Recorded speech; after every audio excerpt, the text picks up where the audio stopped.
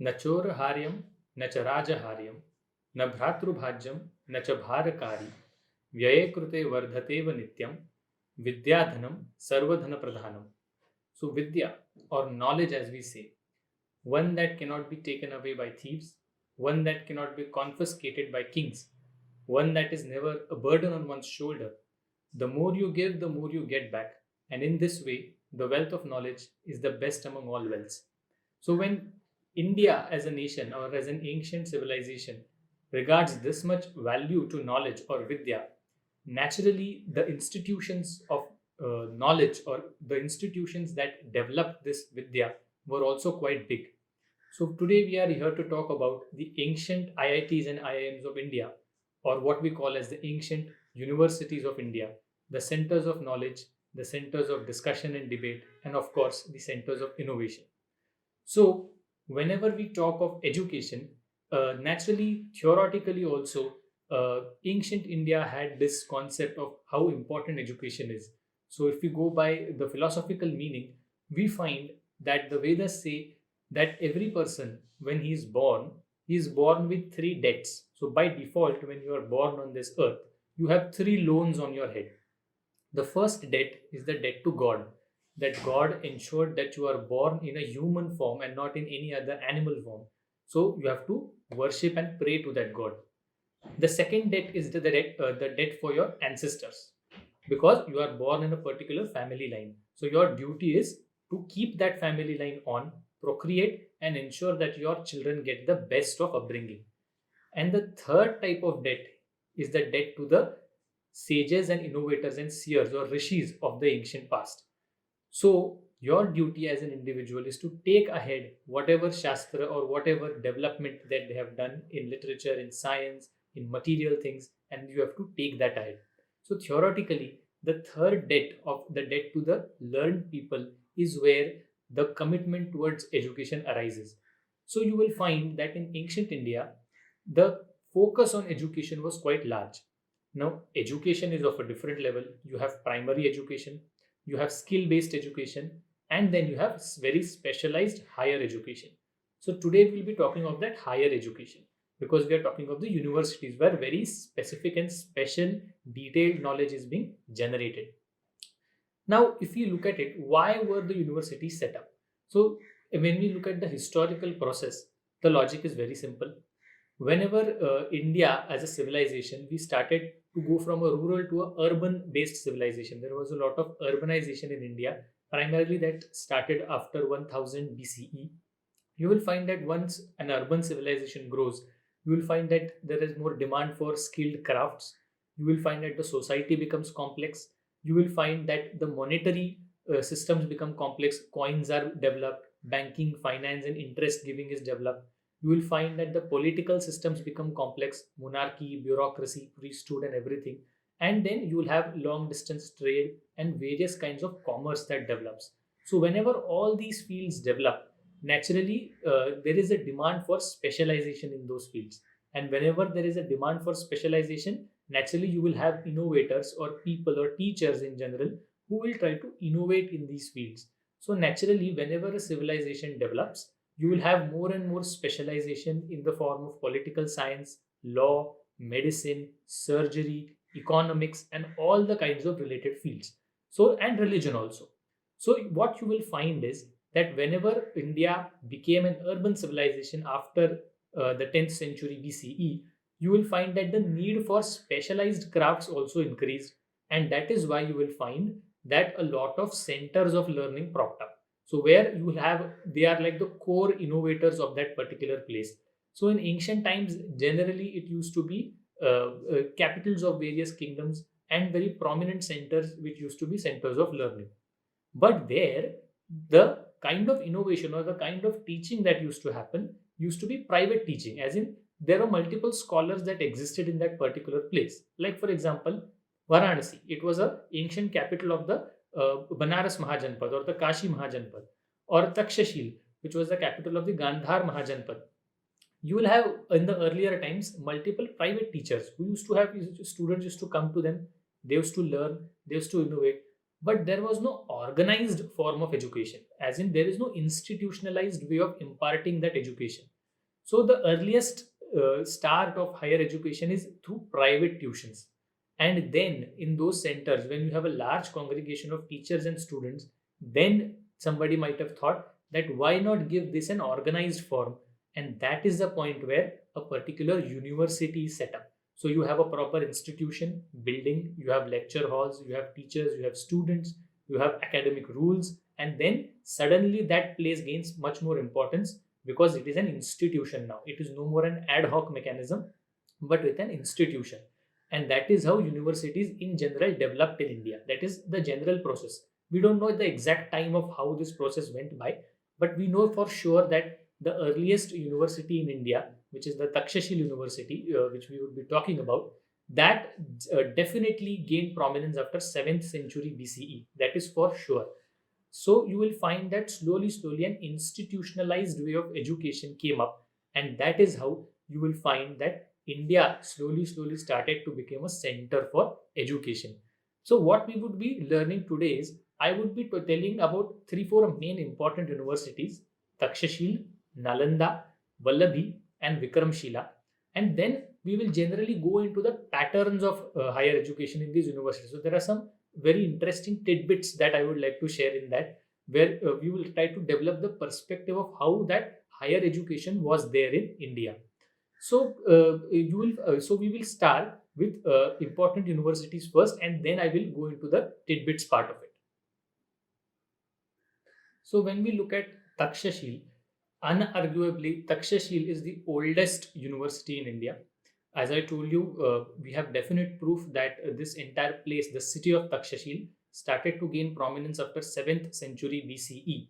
So, tradition wise, you will have the name Takshashil coming or being mentioned in the later times in the Mahabharata, in the Purans, and there are many stories connected to it. This is the place of the capital of Gandhar. You will find that this is also the place. Apparently, Takshashil was set up by the descendants of Bharat, and there is a story in Mahabharata where Janmajaya conducts his Sarpa Yajna of killing all these snakes, and this place Takshashil is where the sacrifice was conducted. So, as and when the stories may be true or not, but we find that Takshashil was definitely an important place even in tradition, and it was a capital city of the Gandhar Mahajanpad. So naturally, it enjoyed prominence. And as I told you, this automatically became a center of learning. There were many prominent people who teachers used to be there, and naturally, the churning led to the setting up of this Takshashil University. You will find that archaeologically speaking, there is very less that can be found. So Takshashil today is located near Rawalpindi in Pakistan, and it is basically in the Doab of Jhelum and Indus. And this entire place today has two, three mounds because Takshashil was rehabilitated multiple times in the later centuries. So there are two places, Sirkap and Sirsuk. These are the two mounds where Takshashil is actually found, and there are a lot of excavations that took place. We know that the city of Takshashil existed, but we have not really excavated where the exact university was there. So we can just assume that it was in the surrounding region, but we don't have any large buildings or any archaeological proof that okay, this is the exact place of Takshashil. But we know for sure that Takshashil existed there. If you look at Takshashil, it became a center of learning, and after 5th, 6th century BCE, it definitely gained prominence because in the tradition we generally hear these names, but we don't know that these people were related to the Takshashil University. So we have all heard the name Chanakya because he was the one who took up Chandragupta Maurya, and they were the ones who expanded the Mauryan Empire. Chanakya, he was the professor of political science in Takshashil. So he learned at Takshashil, and he also was the professor of political science at Takshashil. You will find that in Ayurveda tradition, the most important person in Ayurvedic tradition is Charak. So Charak Samhita, or the compilation of Charak, that is a very prominent text in Ayurveda. Even there, you will find that Charak had learned, and he was a professor at Takshashil. When it comes to Sanskrit language also, we know that the Vyakaran or the grammar of Sanskrit language was perfected by Panini. So Panini's Ashtadhyayi is what we know as the authoritative text on Sanskrit grammar. Even Panini was the one who taught at Takshashila. In later Buddhist traditions, after 3rd, 4th century BCE, we have the Jatak literature that comes up from the Buddhist religion. In that Jatak, we also have the name of a very famous physician or a surgeon, an expert in medicine. His name was Jivak.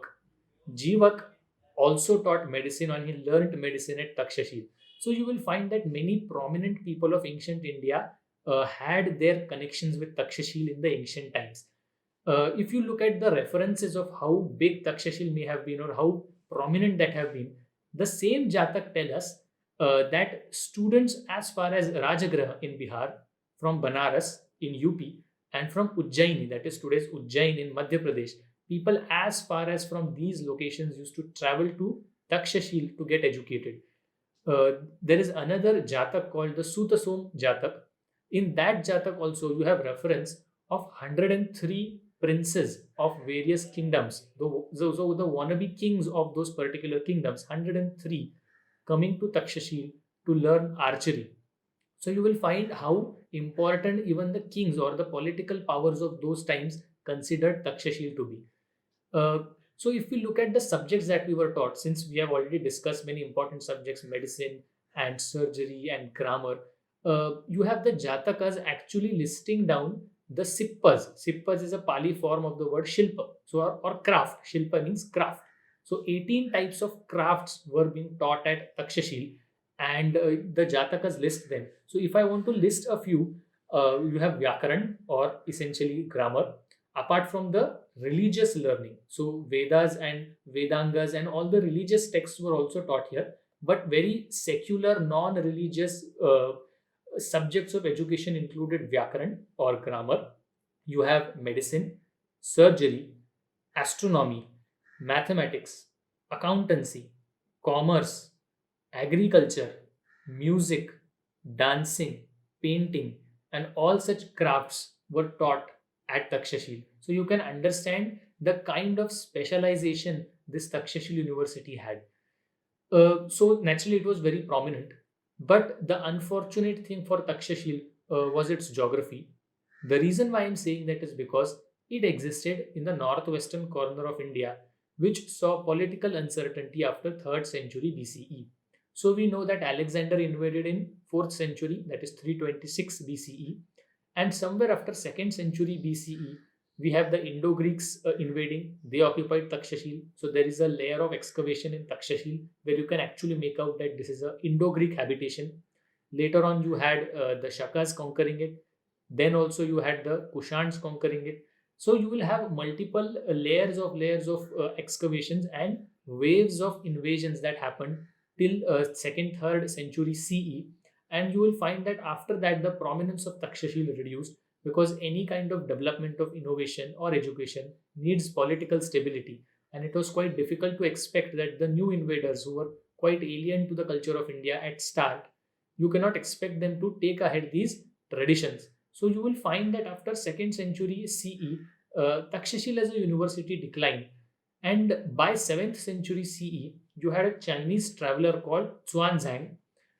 He was the one who visited India, and through the northwestern part, he entered India, and naturally, he visited Takshashila, and he did not record any great educational institution existing in Takshashila. So, you will find that through the centuries, this University of Takshashila, it declined and it no more existed. But this does not mean that it was a deliberate process, but generally, we are talking of a very huge time span of almost 1400, 1500 years, because 7th century BCE is when we consider it as started, and 7th century CE, so that's almost 1400 years that we are talking about. So it's a large time. So many times the things that have to start also have to end. So it may also have been a natural process of disintegration of that place because other centers of learning in India also may have gained ascendancy. So this was about Takshashila, or the earliest ancient university in India. Then next we go to the most important university of India, which generally we all have heard the name. That is Nalanda University. So Nalanda in Bihar. So naturally it was a very prominent university. even in today's times, we tend to remember India's strong educational and intellectual traditions by the name of Nalanda University. So, if you look at Nalanda University, it was set up in 5th century CE. You have a reference, an inscription which talks of a name, but generally we assume that it is Kumar Gupta the first of the Gupta dynasty. So, it is about 5th century, 6th century CE, about 1400 years ago, when the Nalanda University was set up. And since then, it enjoyed a lot of patronage from the rulers, and it lasted up till roughly 12th century, end of the 12th century CE. So, about 500 600 years, this university gained prominence, and it was really very, very prominent. Because if you look at the references or the description of this Nalanda University, as we would be seeing, you will suddenly realize the quantum or the very magnitude of the kind of pursuits that this university had. They are extremely large. So the main source of our this knowledge is this Chinese traveler Xuanzang. So he came in India in 7th century CE, and he was a Chinese. He was Buddhist, and naturally he was interested in learning more things, knowledge about India. So he was the one who went to Nalanda University, and he was a student at Nalanda University. So naturally his memoirs are the most authentic because he saw the Nalanda University with his own eyes. So whatever information that we get from Zhuangzhang is really very fascinating. The basic information about how huge that university may have been is from the fact that there were about 1000 teachers and about 9 to 10,000 students. 10,000 students and 1000 teachers. So the student is to pupil ratio is 1 is to 10. Today in India, we consider the ideal ratio as 1 is to 30. There it was 1 is to 10. So it was so easily a teacher was approachable that you had 1 is to 10 student is to pupil, teacher is to pupil ratio. So you will find that Nalanda was a big university naturally because making 10,000 people reside in your campus is a big job. That is why Nalanda has this name of Mahavihar. So wherever in tradition, when the name is considered, it is Mahavihar. So in Buddhism, a place called Vihar is where the monks stay. So when it is a Mahavihar, naturally it is a huge place of residence. So where almost 9 to 10,000 students used to reside. So if we look at this Nalanda University, it has been excavated. Today there is this place of Nalanda existing there in Bihar. If we look at the excavations, it almost tallies with what Xuanzang wrote. What he said was that this university had a huge boundary or a big wall surrounding it as a protective wall. You had gates in all directions, north, east, west, south, and inside the main campus you had towering buildings. So the artistic description is that those buildings, the tops of those buildings used to go above the clouds. While that may be an exaggeration, the fact that we need to know is that the buildings were quite tall. You will find that Chuanzang says that there were 8 big lecture halls in Nalanda and about 300 smaller classrooms. So you can understand how big it would have been. And all the buildings were huge and multi-story. You will find that since being a Mahavihar, we have hostel premises which have been excavated. So the place where the students actually used to live. So this place has also been excavated, and we will have stone cut beds where students used to live, and you have evidence of a mess, a hostel mess in that region where apparently the students used to eat. And then you have multiple places of halls and everything where students used to debate, they used to learn new things, etc. etc. So you will find that Nalanda as a university was a big university. Specialities of these universities were that it was a prominent Buddhist center of learning, but that did not prevent these people from teaching the Vedas, the Vedangas, and all the other Shastras of Hinduism. Apart from the religious perspectives, you will also have reference to all the secular subjects that we saw in Takshashil: law, economy, medicine, political science, surgery, mathematics, astronomy, and all these important topics were also taught there. So you will actually for the first time find that we have names of prominent teachers. So Jina Mitra, Prabha Mitra, or Sheila Bhadra, Gunamani. All these important teachers, we have the names which were listed down by Zhuangzang. And Zhuangzang also says, see how they honored their teachers, that the lofty gates of Nalanda University, outside them, the names of these teachers were carved on those gates so that the people can see and read them. So you can understand how uh, importance that they gave to those teachers, and the innovations and the debates and the great educational things that they innovated. You will also find some very prominent foreign pupils. So, for the first time, you have references to people all over, right from the Indo Greek region to the Persian region, Chinese, Tibetan. All these people were coming to Nalanda for getting educated. So, you have Xuanzang himself was a pupil there. You have Yi Sing and many other Chinese people who had come there for getting educated. So, you can understand the kind of fame that this university had, that without any marketing, without any internet, without any online process of admissions, no ads, nothing. Without that, people even in far off lands got to know of this university. That itself is enough to tell you the kind of glory that this university had. The glory can also be seen from the fact that even kings who used to rule in far off lands used to give donations to Nalanda University. So you might be knowing that India, through its cultural influence, spread Hinduism and Buddhism in Southeast Asia. So Java, Sumatra, Indonesia, Malaysia, all these places had Buddhist and Hindu kings. So in about 9th century CE, you had the Shailendra Empire ruling in Java and Sumatra. So you actually have a inscription of their king of Sumatra called Balaputra Dev. This king Balaputra Dev, being fascinated by Nalanda, the inscription says that he granted revenue equivalent to 5 villages for the expenditure of Nalanda. So you can understand how fascinated people were with Nalanda, that a king ruling 2000 kilometers away from Nalanda wanted to give donations to it. Naturally, the kind of intellectual pursuits that happened there were quite big. I'll give you one example and you can guess how huge that might have been. Nalanda had this famous tradition of a big library and copywriting, because naturally all the manuscripts that were written there, they used to be written on the birch page or Bhurjapatra, and that used to be very biodegradable. So given the humid climate of India, it used to be it degraded very fast. So what happened was that when this problem came up, we had an entire system of copywriters who had come up. So these people had only one job: take one manuscript, write it down, and create a new one, and just to preserve it properly. They used to call it as the bhandar or the library.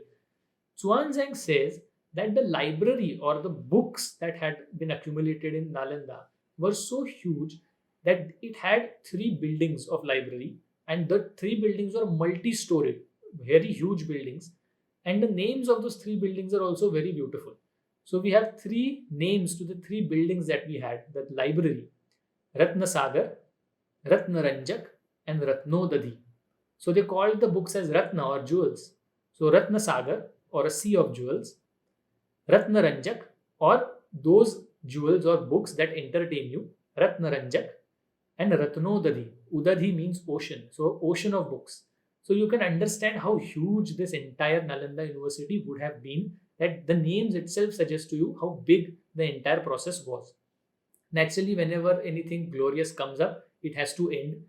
This time, in Nalanda's case, we had a clear proof of Islamic invasions putting an end to the Nalanda University.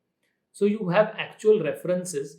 You have Muhammad bin Ghuri invading India in 1192 CE, and naturally from northwest he started to invade. He established his power in Delhi, and then he sent his generals into the Gangetic Plains right up till Bengal to capture those lands. So there was one general of Ghuri. His name was Muhammad bin Bakhtiyar Khilji, not to be confused with Alauddin Khilji.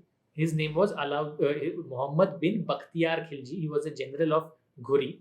He was the one who came up till Bihar, and he was the one who destroyed Nalanda and Vikramshila. We'll come to that university, but both were quite far nearby, and the universities were destroyed like anything.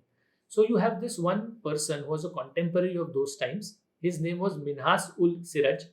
He wrote a text called Tabakat-i-Nasiri, and there he actually mentions the events that took place at Nalanda. And so I would like to exactly quote Tabakat-i-Nasiri. So Minhas says, the greater number of the inhabitants of the place, that is Nalanda, were Brahmins, and the whole of these Brahmins had their heads shaven, and all were slain, as in all were killed. There was a great number of books on the religion of Hindus there. And when all these books came under the observation of the Musalmans, they summoned a number of Hindus so that they might give them the information regarding these books. But the whole of the Hindus in that area had been killed. That is what Tabakati Nasiri says. And naturally, the end of this was that they put the entire library building on fire, and you never know, lakhs and thousands of very important books they simply burned off. The tradition or the stories say that Nalanda was burning for a few weeks. That was the amount of books that were there. So this put an end to the Nalanda University, but the name stayed, and even today we remember it as one of the most prominent universities of ancient India. Let's quickly also see what Vikramshila was. Vikramshila University also was in Bihar. You will find that it was set up in around 8th century CE. You had a very big Buddhist kingdom in Bengal, the Pal kingdom. So you had their king Dharmapal setting up Vikramshila University in 8th century CE. And since then, till the time Muhammad bin Bakhtiyar Khilji did not destroy it in late 12th century, for about 400 years, even this university was a great Buddhist center of learning, apart from all the secular subjects that were taught. So you will find references to Vikramshila of about 3,000 students being staying in Vikramshila. So again, it was a big university. Again, it was a monastery. You will find that there was a speciality of Vikramshila that Tibetan Buddhism owes a large amount of its existence to Vikramshila. You will find that there was a lot of academic exchange that happened from Vikramshila to Tibet. So you have many prominent teachers in Vikramshila who were invited by the Tibetan king there, and they were the ones who laid down the foundation of Tibetan Buddhism. Many texts in Sanskrit were translated into the Tibetan language. So you will find that many important teachers like Tathagat Rakshit or Deepankar or similar such people had their names, and these people also had gone and traveled to Tibet to ensure that Tibetan Buddhism is set up properly. Vikramshila, since we are talking of Buddhism, it's not just the Mahayana and the Hinayan, these are two sects of Buddhism, the Mahayana and the Hinayan. It is not just that these two sects were taught there. A third kind of text of sect of Buddhism developed. It was the tantric nature of Buddhism. So the fusion of Tantra system and Buddhism. It was called as the Vajrayana, or it was a very mystic sect of Buddhism. Even there you will find that Vikramshila gained prominence in this mystic sect of Buddhism. And it was a very, very prominent university of those times. Naturally, it was in the shadow of Nalanda. So you can expect that the university, it did not grow beyond the limit. But yes, it was a prominent university. And naturally, it was also destroyed by the invasions of Muhammad bin Bakhtiyar Khilji. If you go to the western part of India, you will find that another prominent university existed in Gujarat. It was called as the Vallabhi University. So it is today in the Kathiawad region. The name is Vallabhi University. Vallabh means to be blessed. So university which is blessed. Vallabhi. You will find that similarly about the name Vallabhi has appeared in the earlier times also. So you will find it was a prominent Jain center of learning. So in the early centuries BCE also, in various Jain texts, you have the name of Vallabhi. But as a prominent university, it started after 7th century CE. There was a dynasty called as the Maitrak dynasty, the Maitrak kings. They were the ones who patronized this place of learning, Vallabhi. But naturally, it was not limited to Jainism. Hindu and Buddhist religious texts were also taught. You will find that it had a great distinction in medicine, in trade and commerce, since the Gujarat region was a coastal region and it used to trade with its Middle East and the European regions. You will naturally find that such specialized crafts were naturally developed at the Vallabhi University. You have references to about 6,000 students being staying at Vallabhi University at any given point of time. So you can understand how big this university was, and you have found that thing in the excavations. But even the Vallabhi University fell down to the same prey. About in 8th century, the Arabs began, they were very prominent in the Arabian Sea, and they began trading with India. They began replacing Indian traders in the Indian Ocean trade. And then under the caliphates of the Arab kings, they began invading India. So naturally, Gujarat was amongst the very first nearest locations of invasion. So the Maitra kings actually lost to the Arab invasions, and you had Vallabhi being burned down by Arabs in about 8th century, and that is the end of Vallabhi. But in tradition, Vallabhi survives as a prominent Jain center of learning. Just like in Hinduism, we have authoritative texts like the Vedas or the Bhagavad Gita, etc. The authoritative texts of Jainism are called as the Agams. So there are multiple in number, but the Jain Agam texts were finalized here at Vallabhi after 5th century CE. So you will find that it was a very prominent center of Jain learning, but ultimately it fell prey to Arab invasions. For now, I just talked about 4 centers of learning, but there were many centers of learning in India. We had Sharada Peeth in Kashmir, we had Bhojshala in Madhya Pradesh, we had Nadia, Jagaddal, Uddantapuri, Pushpagiri, Kanchipuram in South India, and many other places of learning. You will find that they existed in India at different points of time. Your Banaras was a very good religious center of learning. So you will find that multiple centers of learning existed in India. But there are some important tidbits that I also would like to share apart from these centers of learning of how these universities function. So primarily, when I see these universities, the first analysis that I can do is that they existed in all corners of India. So Sharada in the extreme north in Kashmir, Vallabhi in Gujarat, Kanchipuram right down in south, and Nadia and other related universities in Bengal. So all 4 corners of India and in between were spread out with universities. So it's not that one corner of India was involved in the intellectual pursuits, it was entire India. The second thing that strikes me is the role of religion in the entire process. So you cannot ignore the fact that Buddhism, Jainism, and Hinduism had their prominent role in promoting institutions of learning. So Nalanda or Vikramshila had a Buddhist influence. Takshashil, Sharda Peeth, Kanchipuram, Banaras, these had a Hindu influence. And Vallabhi had a Jain influence. But apart from that, despite being teaching religion, it did not stop them from taking secular topics, and naturally they quite innovated in that. Or even the existence of religion did not confine them to orthodox ways of thinking, and that is also a very prominent aspect of India, that despite existence of very good organized religions, our thinking process in the universities was not bound by them. So the third interesting thing that I got to know about it was there were governing councils in universities just like we have it today. So in Nalanda, in the excavations, we actually had a seal that was found of the governing council of Nalanda. The name on it was Nalanda Mahavihar Arya Bhikkhu Sanghasya.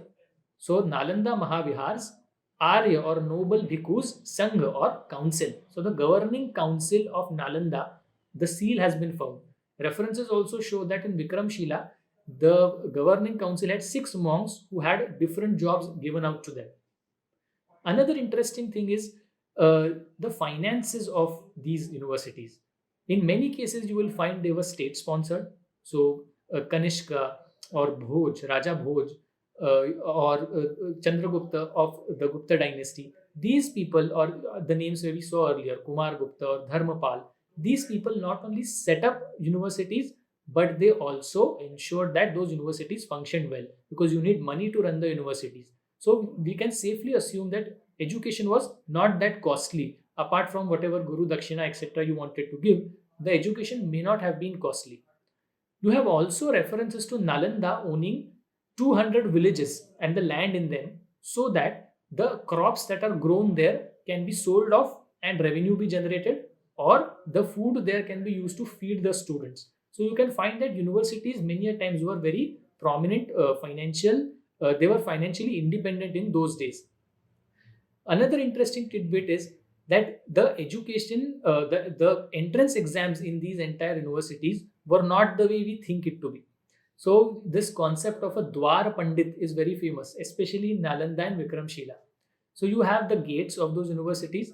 A student can come there and he will be tested by the Dwar Pandit. He will be asked a few questions, very tough questions, and if he clears those questions, he can enter the university and he can get educated there for free.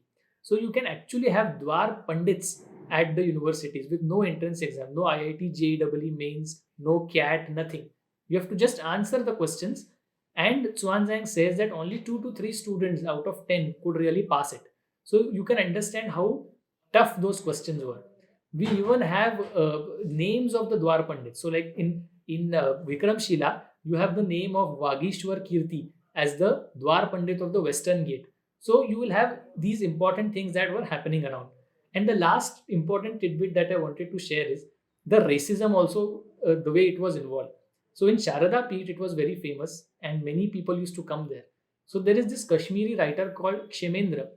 He described students coming from Bengal as black donkeys clothed with gold. So the black donkeys wearing gold are equivalent to students of Bengal who used to come there. So you will find it in general, the educational system in ancient India was very prominent. It developed very well, and we should be proud of that. And today, when none of our universities are in the top 50, we should actually take an example from those ancient universities and ensure that India regains the position it had in the ancient times. Thank you. If you like the video, please like, comment, share, and subscribe. Thank you.